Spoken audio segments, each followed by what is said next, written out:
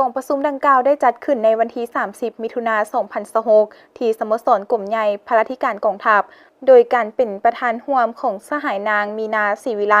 กรรมการสำรองศูนย์กลางพรรครองเลขาคณะบริหารงานศูนย์กลางสาวหนุ่มประชาชนปฏิวัติลาว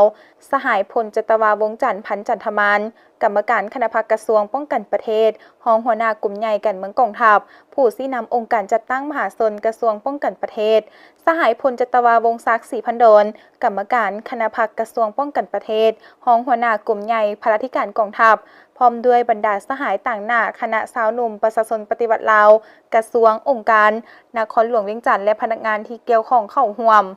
สหายพลจตวาวงศ์จันทร์พันธ์จันทมานได้มีคำเห็นกล่าวในกองประชุมโดยเน้นหนักว่ากองประชุมส่องแสงเคลื่อนที่ไต่มาส 2ของคณะบริหารงานสาวหนุ่มกระทรวงองค์การและนครหลวงในครั้งนี้แม้นมีความหมายความสำคัญอย่างยิ่งซึ่งผู้เข้าร่วมจะได้รับฟังการเผยแพร่เนื้อในเอกสารที่สำคัญและรับฟังการรายงานส่องแสงการเคลื่อนไหวเวียกงานในไตรมาสผ่านมา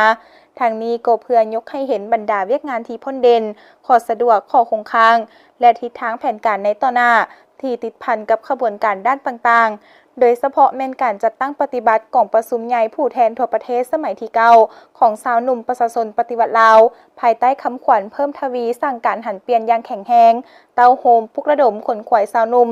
เยาวชนลาวบรรดาเผ่าประจันบานเข้าในการพัฒนาเศรษฐกิจสังคมหันเป็นดิจิตอลตามทิศสร้างความเข้มแข็งด้วยตนเอง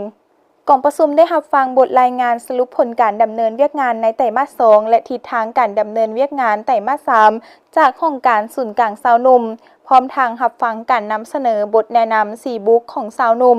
การรายงานเวียกงานอาสาสมัครสาวหนุ่มตะลุมบอลและการนำเสนอทิศทางพัฒนาเวียกงานสื่อมวลชนในระยะใหม่จากนั้นผู้เข้าร่วมได้พร้อมกันประกอบคำเห็นแลกเปลี่ยนบทเรียนเพื่อปรับปรุงทิศทางแผนการในต่อหน้าและเพื่อร่วมกันซอกหาวิธีการยกสูงคุณภาพเวียกงานสาวหนุ่มในระยะต่อไป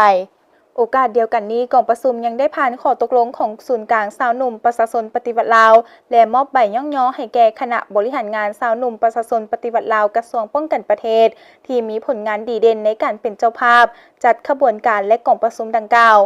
โอกาสดังกล่าวก็ได้จัดกิจกรรมแข่งขันกีฬามิตรภาพระหว่างคณะสาวหนุ่มประชาชนปฏิวัติลาวบรรดากระทรวงองค์การและนครหลวงเวียงจันทร์ก็คือห้องการสาวหนุ่มกองทัพโดยการเข้าร่วมชมของสหายพลตรีจันดีสุริวงศ์ศักดิ์กรรมการคณะประจำพรรคกระทรวงป้องกันประเทศหัวหน้ากรมใหญ่พาราธิการกองทัพ